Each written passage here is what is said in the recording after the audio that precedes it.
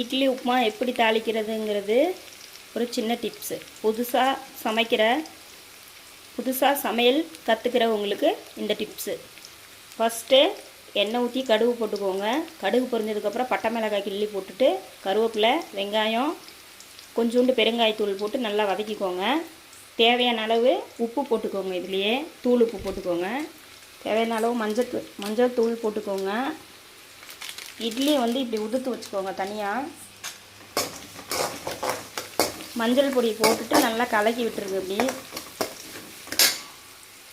தேவையான அளவு உப்பு போட்டுட்டு,